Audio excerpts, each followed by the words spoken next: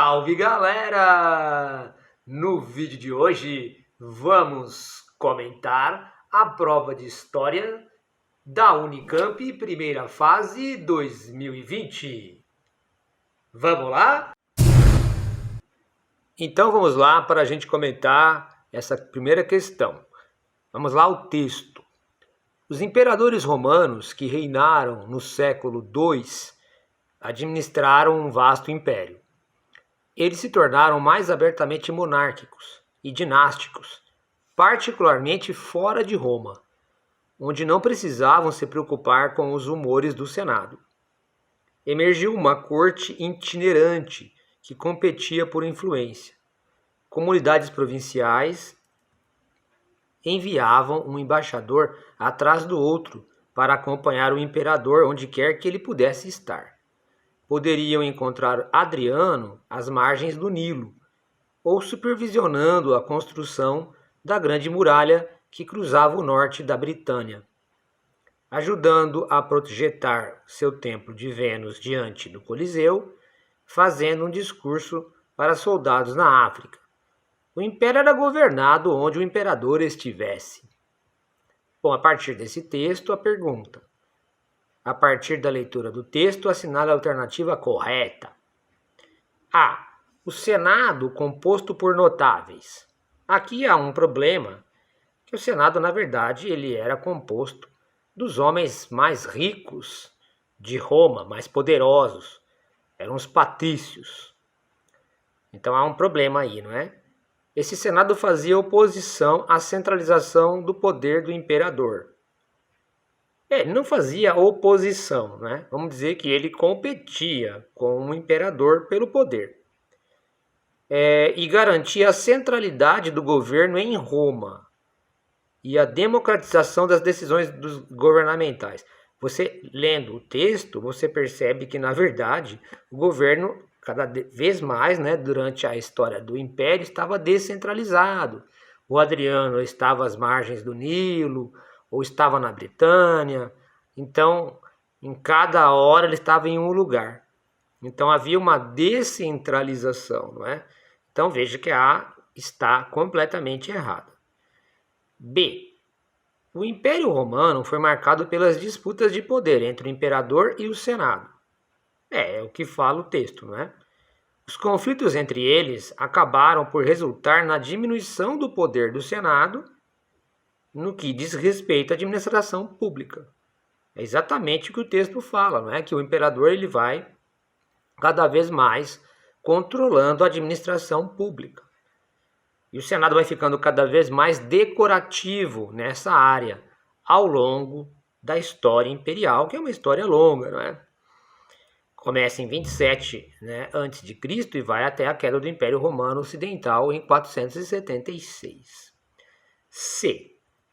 O Senado, composto por notáveis, de novo esse probleminha, né?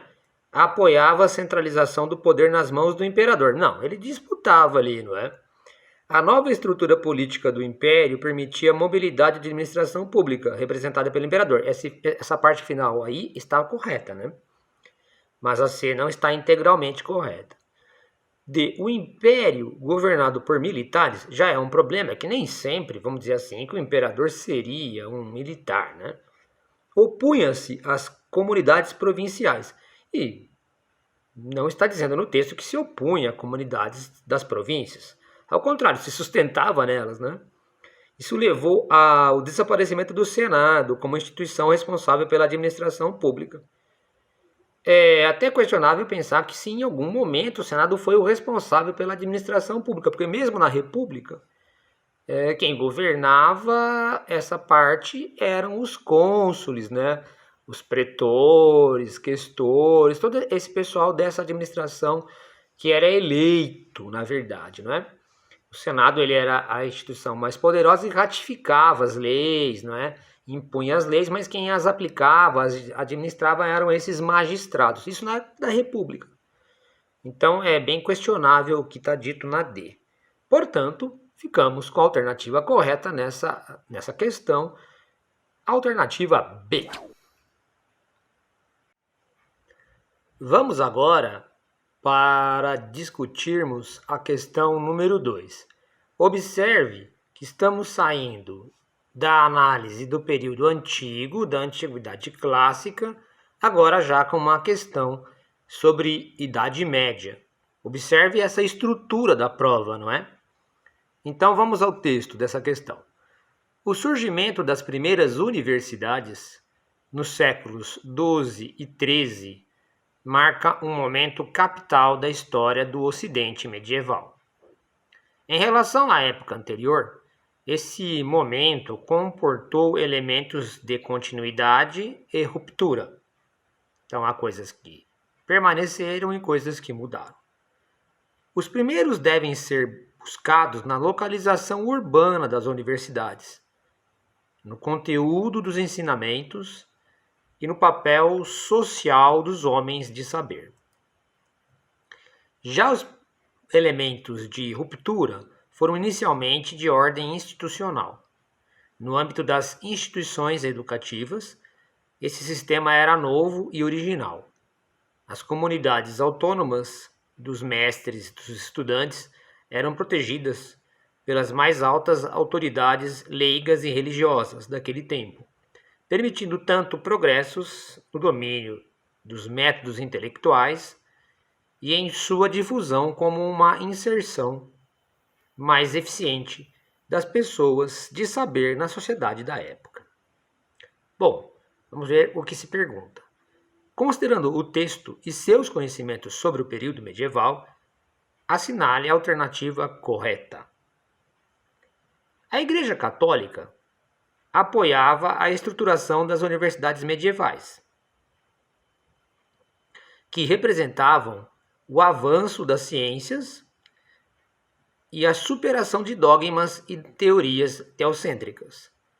Veja só que realmente a Igreja apoiava, como está no texto, a existência das universidades, que de fato também representavam um avanço do pensamento que chamamos hoje de científico. Mas isto não estava levando a se propor a superação das verdades indiscutíveis da Igreja, não é? Das verdades teocêntricas. Ao contrário, muitas vezes se propunha até o convívio das duas coisas. Jamais a Igreja iria propor coisas que superassem a ela mesma, né? B. A organização institucional diferencia as universidades medievais das corporações de ofício. Veja que aqui, até é o contrário, né? Parece que a organização medieval, ela guarda até algo parecido em relação a essas corporações de ofício que existiam, né?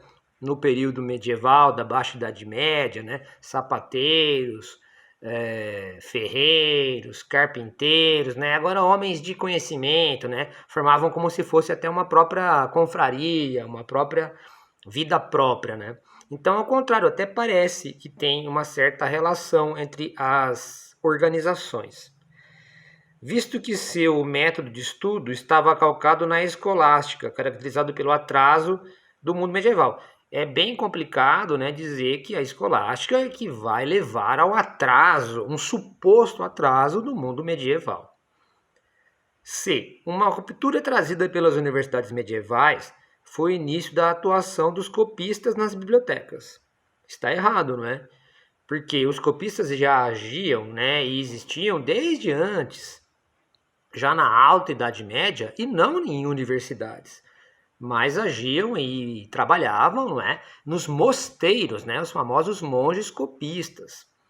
E vamos continuar aqui, ó, que copiavam sistematicamente a produção de autores latinos críticos aos dogmas religiosos, não necessariamente, não é? Copiavam uma série de autores, inclusive também defensores de dogmas religiosos. D. A institucionalização das universidades medievais era um dado novo do período, verdade, né? E essas instituições se caracterizavam pelo apoio das autoridades de dentro e de fora da igreja, e pela maior autonomia e inserção social de seus membros. Veja que tudo que está dito aí nessa alternativa corresponde ao que está no texto. Portanto, então, a alternativa correta é a letra D. Vamos agora à questão número 3. Em 1516, Thomas Morris criou a ideia de utopia. Ao descrever uma ilha imaginária, surgia um gênero literário associado à história, à filosofia e à política. A lógica dessa ideia levou à construção de critérios universalmente válidos para cada atividade, com normas e códigos. Surgiram assim os tratados sobre o perfeito cortesão, sobre o perfeito homem do mundo, sobre a cidade perfeita. Considerando o texto acima e seus conhecimentos, assinale a alternativa correta.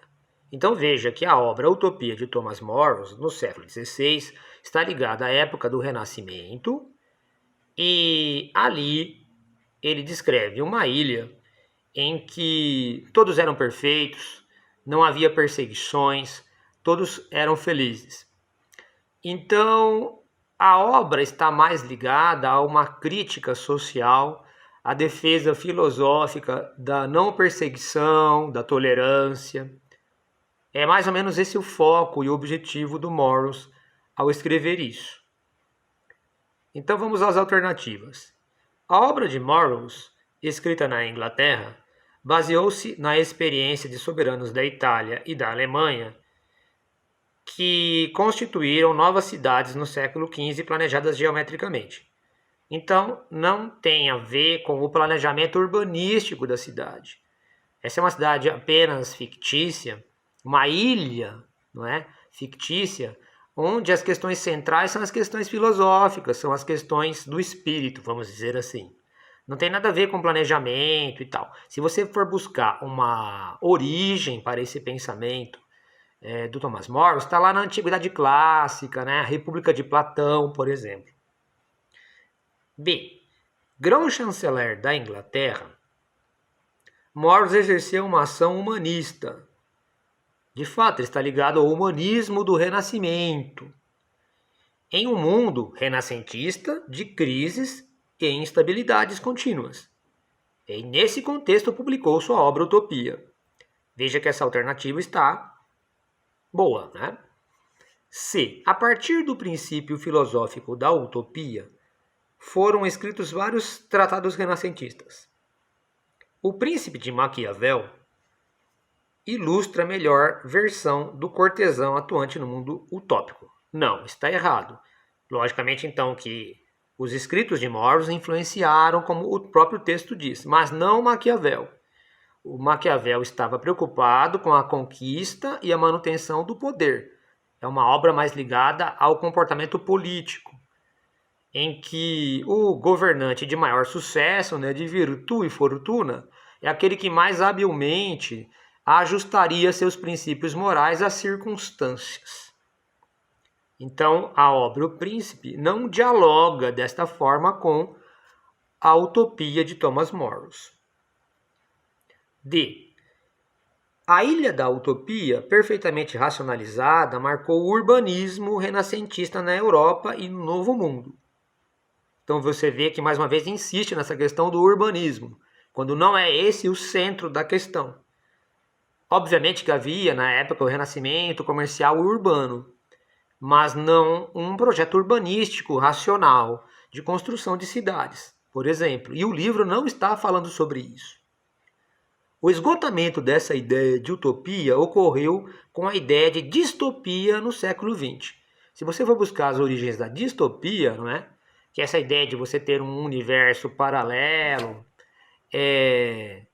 e que ali certas situações são muito diversas da nossa realidade concreta, essa ideia já está aí no século XIX, né? Embora tenha chegado no auge no século XX, mas já há no século XIX. Então, a alternativa correta ficou realmente a alternativa B.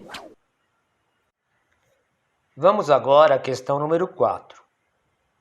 Na América Portuguesa do século XVI, a política europeia para os indígenas pressupunha também a existência de uma política indígena frente aos europeus. já que os tamoios e os tupiniquins tinham seus próprios motivos para se aliarem aos franceses ou aos portugueses. Então aí a gente aprende que os tamoios se aliaram aos franceses e os tupiniquins aos portugueses. Com base no excerto e nos seus conhecimentos sobre os primeiros contatos entre europeus e indígenas no Brasil, assinale a alternativa correta. Então estamos indo aí para a metade da prova e você vê que já começam a entrar as questões que estão mais ligadas à história do Brasil. No caso aqui, um Brasil que está começando sua história colonial. A população ameríndia era heterogênea e os conflitos entre diferentes grupos étnicos ajudaram a definir, de acordo com suas próprias lógicas e interesses, a dinâmica dos seus contatos com os europeus. Então havia uma divisão entre tamoios e tupiniquins, e isso aí acabou determinando, né, essa heterogeneidade entre os próprios indígenas, em que eles se aproximassem ou de franceses ou de portugueses, não é? Dentro de uma lógica, de uma política, né, da época. Então a A está de acordo com o texto, está com uma visão historiográfica correta. O fato de tamoios, na parte B agora, não é? O fato de tamoios e tupiniquins serem grupos aliados, já está errado aí, né? Eles eram grupos que eram rivais, não é? Contribuiu para neutralizar as disputas entre franceses e portugueses, pelo controle do Brasil, pelo papel mediador que os nativos exerciam. Não, eles eram divididos e isso aí acentuou a própria divisão também entre portugueses e franceses, porque um se aliou com um e o outro com o outro. C. Os indígenas, agentes de sua própria história, desde cedo souberam explorar as rivalidades entre os europeus e mantê-los afastados de seus conflitos interétnicos, anulando o impacto da presença portuguesa. Na verdade, quem soube fazer bem essa exploração, né, de rivalidades foram os europeus, não os indígenas. D. As etnias indígenas viviam em harmonia umas com as outras. Está errado, né, gente? Porque tamoios e tupiniquins, como diz o texto, já têm rivalidades. E em equilíbrio com a natureza. Esse quadro foi alterado com a chegada dos europeus, que passaram a incentivar os conflitos interétnicos para estabelecer o domínio colonial. Não, esses conflitos, portanto, existiam já desde antes, não é? Portanto, ficamos com a alternativa A. Vamos agora à questão número 5. É apresentado aí para o aluno duas telas, não é? Uma mais antiga, que é do Luís XIV, que é de 1701, portanto no começo do século XVIII. E a outra é do Jean-Baptiste Debré, já um quadro de Dom João VI, no século XIX, ano 1817. Então, a partir das fontes visuais reproduzidas e de seus conhecimentos, assinale a alternativa correta. Você observa claramente que a tela mais antiga, a do Luís XIV, acabou influenciando em seu estilo a tela mais recente, que é sobre o Dom João VI. Então, provavelmente, a vinda da família real, a montagem da monarquia aqui no Brasil, necessitou buscar uma referência poderosa no passado, né, para reafirmar a própria monarquia e o seu poder aqui no Brasil no século XIX. Então, vamos ver as alternativas. A única monarquia americana, então está errado já nesse começo, né, porque houve monarquia no México também em duas oportunidades no século XIX. 1821 a 23, com Agustín I, né? E depois, na década de 1860, o México também teve o Maximiliano da Áustria como o seu imperador. Portanto, a A já começa errada, está equivocada. E continuando só, né, para que você tenha uma noção, então a única monarquia americana precisou afirmar a figura do governante e sua memória política, recorrendo à imagética da autoridade real francesa do antigo regime. Essa segunda parte é correta. Este mecanismo foi enaltecido pela imprensa do liberalismo constitucional. Não, o liberalismo constitucional já pressupunha um rei mais contido, com menos propaganda de seu grande poder. Essa parte final, portanto, estaria errada. B. Debré usou o quadro francês como referência visual e preparou retratos em seu estúdio no Rio de Janeiro. Até por aí dá para a gente aceitar. Vamos ver a continuação, né? Isto era importante, pois a autoridade monárquica joanina assentou-se na liturgia política e no uso pouco da violência, né? Do pouco uso da violência. Veja que está errada essa parte final, porque no próprio ano de 1817, que é o ano da tela, aconteceu a Revolução Pernambucana, quando, com extrema violência, Dom João VI teve um conflito com os pernambucanos. Então, por isso está errado. C. O retrato de Dom João não foi pintado para ser exposto. Foi sim, gente. Então já está errado no começo. Embora existisse no Rio de Janeiro, da época, um circuito expositivo de salões de belas artes, pinacotecas, então não tinha, né, gente? Museus e tal. Isso aí está sendo montado e construído a partir dessa era joanina. Mas ainda não tinha esse circuito completamente feito. D. O projeto de europeização da Corte do Rio de Janeiro e a necessidade de afirmar a autoridade de Dom João VI levaram a uma política de fomento à imagética do poder baseada aqui na monarquia francesa. Exatamente essa coisa de que você quer fortalecer a imagem de Dom João VI aqui na América e busca um referencial na Europa do antigo regime de um rei tão poderoso como foi o Luís XIV. Nesse sentido, portanto, a melhor alternativa é a D. Agora então vamos para a questão número 6. Continuamos na História do Brasil, terceira questão de História do Brasil dessa prova da Unicamp, primeira fase 2020. Vamos ao texto. Os números indicam que antes da abolição de 1888, restavam pouco mais de 700 mil escravos no Brasil. Conforme a estimativa do censo de 1872, elaborada pelo IBGE, a população total do país era de cerca de 10 milhões de habitantes.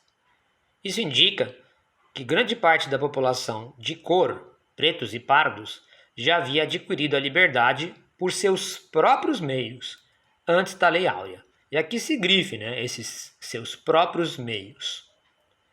Então, com base no excerto e nos conhecimentos sobre a história da liberdade no Brasil, assinale a alternativa correta.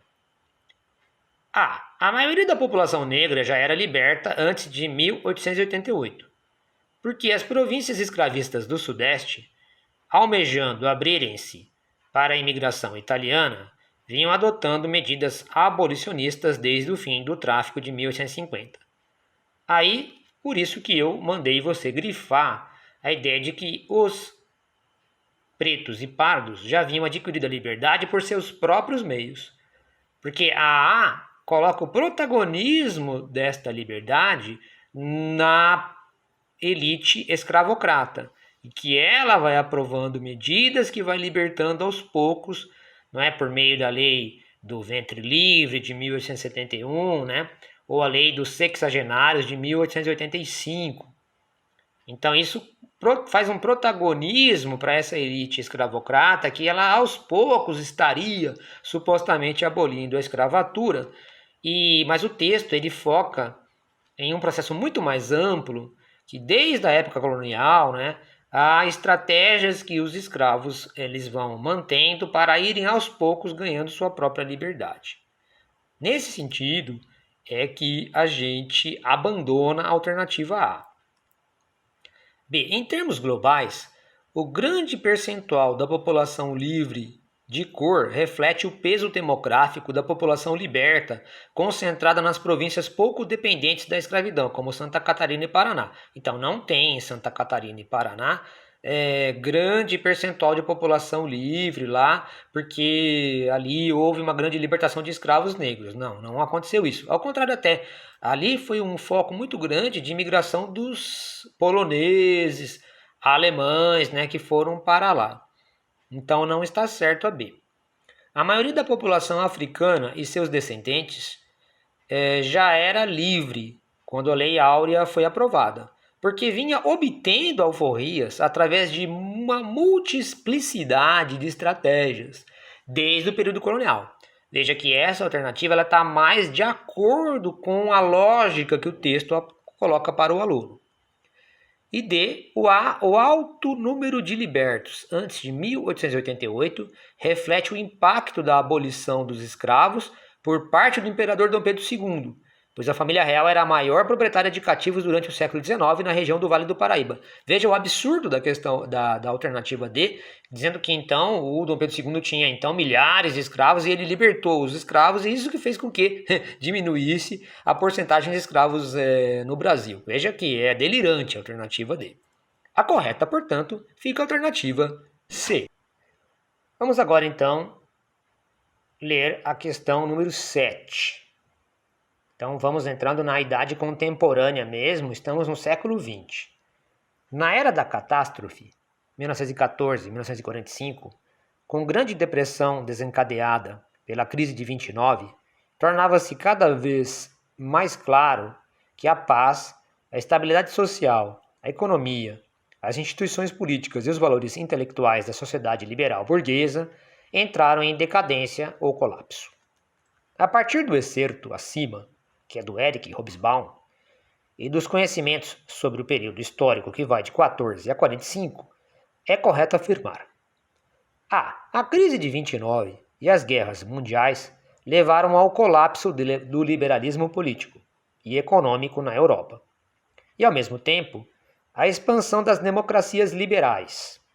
Gente, até aí pode ser que esteja certo, né? Mas expansão das democracias liberais em países africanos e do Oriente Médio, tipo Arábia Saudita, por exemplo, né? Iraque, Irã, sem chance, não é, de você caracterizar estes países como democracias liberais e tal. A matriz, não é, ocidental de pensamento sobre democracia não se aplica a essas regiões. B. As soluções para a crise de 29 centraram-se em um aprofundamento das políticas liberais do New Deal. Está errado, né? O New Deal ele se afasta das políticas liberais, porque o New Deal do presidente Franklin Roosevelt nos Estados Unidos, para tentar superar a crise de 29, né, implantada a partir de 33, exatamente o Estado passa a ser o protagonista de tentar resolver os problemas do sistema capitalista. Então, né, não é aprofundamento das políticas liberais do New Deal, que promoviam a responsabilidade fiscal, a diminuição do papel do Estado como motor do desenvolvimento, ao contrário. C. São marcos da crise do liberalismo na Europa o colapso das principais democracias, a ascensão de governos totalitários e autoritários, como o nazifascismo, né, por exemplo, e a descrença no livre mercado após a crise de 29. Sim, o Estado passa a ser o grande mola propulsora do desenvolvimento. Então a C faz sentido. D. Verificou-se nesse período o colapso das democracias liberais com a ascensão do totalitarismo na Europa e o aumento das liberdades econômicas com a diminuição do papel do Estado como solução para a crise de 29. Não, aumentou o papel do Estado como solução para a crise de 29. Por isso, a alternativa correta é a alternativa C. Vamos então agora comentar um pouquinho sobre a questão número 8. Vamos lá para o texto. A partir da segunda metade da década de 1960, a produção de um gênero cinematográfico extravagante ganha força no Brasil. A pornochanchada.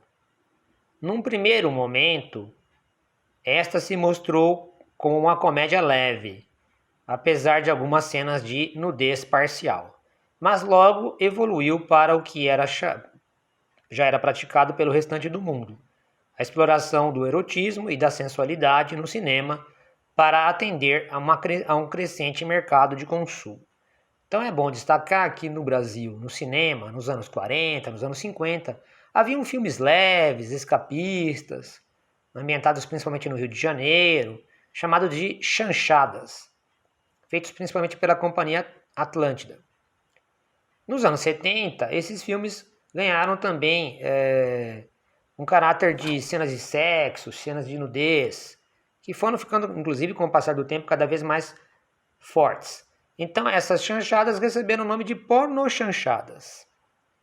Sobre a vida cultural do Brasil nos anos 60 e 70, é correto afirmar que o período ficou marcado pelo esvaziamento da cena cultural, com baixo dinamismo nos campos de produção teatral, musical e cinematográfica. Veja o absurdo dessa afirmação, não é?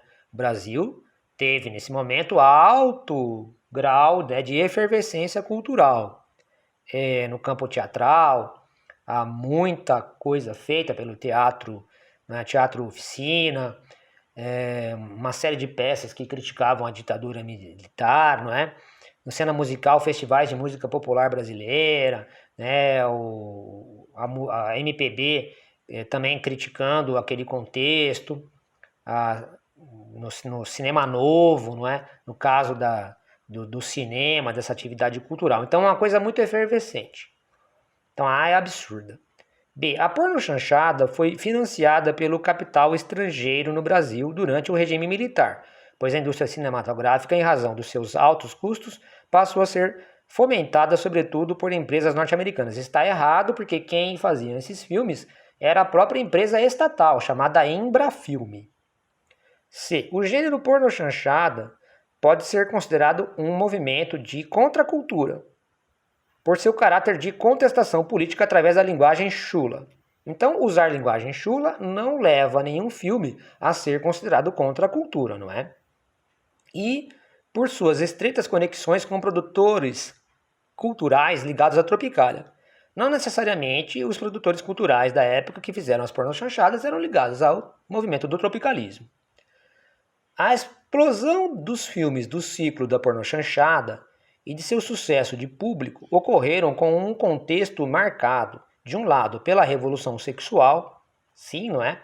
No final dos anos 60, a partir de 68, ao longo dos anos 70, há uma revolução cultural, inclusive sexual, no mundo. E de outro, pela censura ao conteúdo, vinculada no cinema e na TV. Então havia grande censura na televisão, a esse tipo de manifestação, e as pessoas procuravam, né, esses filmes para dar vazão a esses sentimentos. Portanto, fica a alternativa D. Vamos agora à última questão, a questão 9, que já trata de um tema bastante recente em nossa história. Vamos ao texto. Nas últimas 3 décadas, vimos o fim das velhas unidades políticas e a emergência de novas. As unificações da Alemanha e do Iêmen, e a desintegração da Tchecoslováquia, da Iugoslávia e da União Europeia. A secessão de países como Eritreia, Timor-Leste e Kosovo. Vimos também a expansão de esforços de integração política e econômica, a absorção dos antigos membros do Pacto de Varsóvia na OTAN, o envolvimento de exércitos nacionais em esforços da ONU pela manutenção da paz e a mobilização de outros tantos exércitos na tentativa de conter e definir o terrorismo como um fenômeno político. Sobre essa nova condição histórica e geopolítica internacional, é correto afirmar: as décadas que nos separam da queda do Muro de Berlim e do fim da Guerra Fria representam um período de continuidade das formas e demandas políticas no plano internacional e de manutenção da cartografia mundial. Exatamente errado, não é? Porque é um momento de descontinuidade, o mundo era outro, surgiu uma nova ordem mundial e o mapa, a cartografia mundial mudou, não é? Novos países surgem e outros desaparecem. B. A reunificação alemã foi decisiva nesse processo global. Ela fez desaparecer o maior símbolo da Guerra Fria na Europa, que era o Muro de Berlim, né? E a Alemanha dividida. A queda do Muro de Berlim em 89 e o 11 de setembro de 2001 são marcos desse processo. Veja que o que está exposto na B está totalmente correto. C. Após a descolonização dos anos 50 e 60, a dessovietização do mundo nos anos 90 reforçou o imperialismo compreendido como um sistema de estados nacionais. Até aqui fazia algum sentido, né? Mas estados nacionais iguais sob o direito internacional. Não, você continua tendo estados nacionais que são mais centrais nesse mundo globalizado, com maior peso, e outros com menor peso. Desde 1989, o Estado Nacional Democrático alcançou todo o globo. Olha só, todo o globo, com eleições livres, não apenas no leste europeu, mas também nos países orientais. Na retórica política comum, destaca-se o fenômeno do terrorismo atlântico. Então veja que não, né? Há muitos países ainda e que não adotaram esse movimento ocidental de eleições livres, a tal da democracia, certo? Então, portanto, ficou a alternativa B. É isso aí. Comentamos um pouquinho sobre a prova da Unicamp da primeira fase em História em 2020. E, se você gostou desse vídeo, deixa seu like, se inscreve no canal, porque a gente sempre está falando aí do vestibular, ativa o sininho para novas notificações e tamo junto!